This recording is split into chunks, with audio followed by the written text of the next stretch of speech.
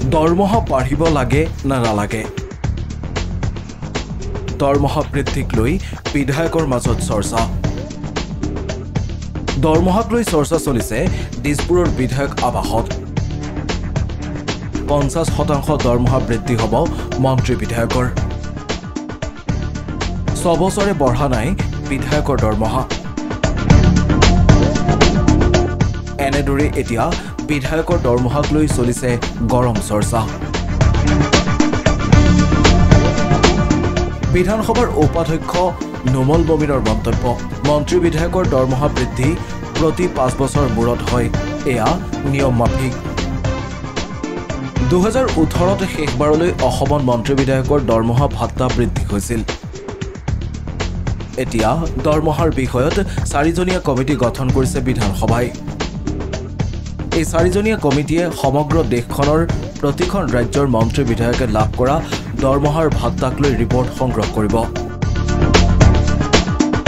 এই বিষয়ত পৰ্যালোচনা কৰি ৰিপৰ্ট দাখিল কৰিব লাগিব বিধানসভাত।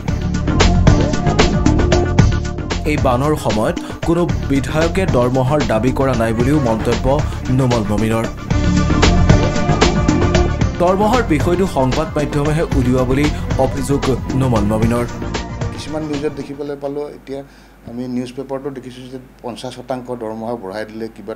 এইখিনি ক'ৰ পৰা তথ্য পালে মই বুজি নাপাওঁ, কাৰণ তেনেধৰণৰ তথ্যটো কোনো এতিয়া দিয়াই নাই। এটা কমিটি বনাইছে, কমিটিখনে এটা প্ৰথম মিটিঙে বহা নাই। কেনেধৰণৰ কথা এইটো দৰমহা 50% বৃদ্ধি হৈ গ'ল বুলি কয়? এইটো দেৰিয়ে হৈছে। 5 বছৰ হ'ব লাগিছিলে, এতিয়া 6.5 বছৰ হ'ল। তো গতিকে সেইটোতে ফ'কাছ কৰিব লাগিছিলে, দেৰি হৈছে কেলৈ বুলি।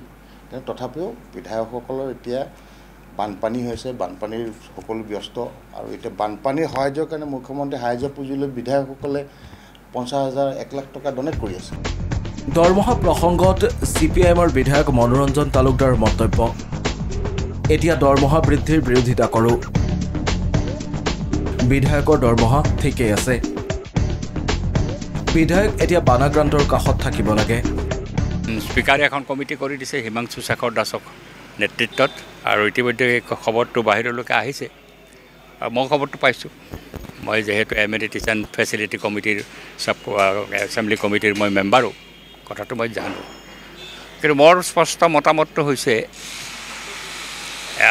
MLAৰ দৰমহা, মন্ত্ৰীৰ দৰমহা বঢ়োৱাটো মই উচিত বুলি নাভাবোঁ। যিধৰণে কথাটো ওলাইছে 50% দৰমহা বৃদ্ধি কৰাৰ কথাটো ওলাইছে, এই কথাটোত মোৰ আপত্তি আছে, আৰু মই 50% বৃদ্ধি কৰাৰ বিৰোধিতা কৰিম। 80,000 এতিয়া MLAবিলাকে দৰমহা পায়, তে 80,000 টকা মই যথেষ্ট কম বুলি নাভাবোঁ।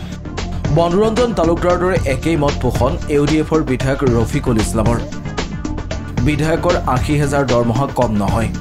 প্ৰায়ৰিটি হ'ব লাগে চৰকাৰৰ, জনগণৰ ওচৰত যাওক। তেখেতসকলে খেতিয়কসকলৰ খেতি ধুই গৈছে, বহুত পশুধন মৰিছে, ৰাস্তা ঘাট ভাঙিছে, মানুহ মৰিছে, ঘৰ বাৰী ভাঙিছে, এতিয়াও বহু মানুহ পানীৰ তলত আছে। গতিকে চৰকাৰে যেনেকৈ কৰিব লাগিছিল তেনেকৈ কৰিব পৰা নাই। এতিয়া মানে চৰকাৰে তৎপৰ হওক, আৰু মানুহৰ যি ক্ষতি হৈছে সেই ক্ষতি পূৰণ কৰাত চৰকাৰে কাম কৰক। চৰকাৰৰ এই চব ফাইল মই ভাবোঁ এতিয়া এইটো সময় নহয়, আৰু এই ধৰণৰ আলোচনা হ'ব নালাগে। আমাৰ যি চেলাৰী আছে সেইখিনি দি চলি আছোঁ আমি। 6 বছৰৰ পৰা বৃদ্ধি হোৱা নাই, চলি আছোঁ। ইফালে বিধায়ক অখিল গগৈৰো মন্তব্য দৰমহা বৃদ্ধিৰ বিৰুদ্ধে।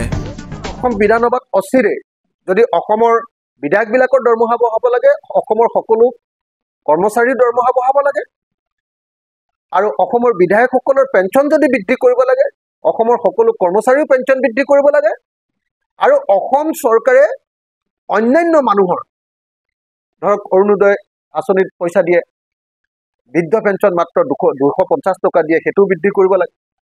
বিধৱা পেঞ্চন মাত্ৰ 300 টকা দিয়ে, সেইটোও বৃদ্ধি কৰিব লাগে। অংগনবাদী কৰ্মীবিলাকে কিমান কম পইচা পায় আপোনালোকে সকলোৱে জানে।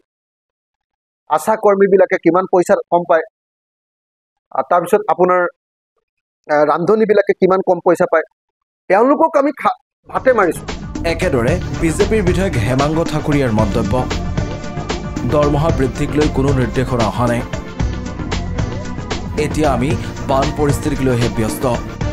চাই আছে, কিন্তু আমি এতিয়া কমপ্লিটলি এইটো বিষয়ক লৈ, কিয়নো আমি সকলোৱে নিজৰ নিজৰ সমষ্টিত সকলো বিধায়ক আমাৰ বানপানীৰ লগত ব্যস্ত হৈ আছে, আৰু এইটো আমাৰ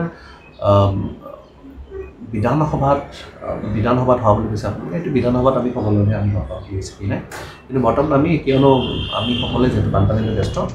ইয়াৰ মাজতে বিধায়ক মনোৰঞ্জন তালুকদাৰ, ৰফিকুল ইছলাম, অখিল গগৈৰ দাবী বিধায়কৰ ব্যক্তিগত সহায়ক, চালক, চতুৰ্থবৰ্গ কৰ্মচাৰীৰ দৰমহা বৃদ্ধি হ'ব লাগে।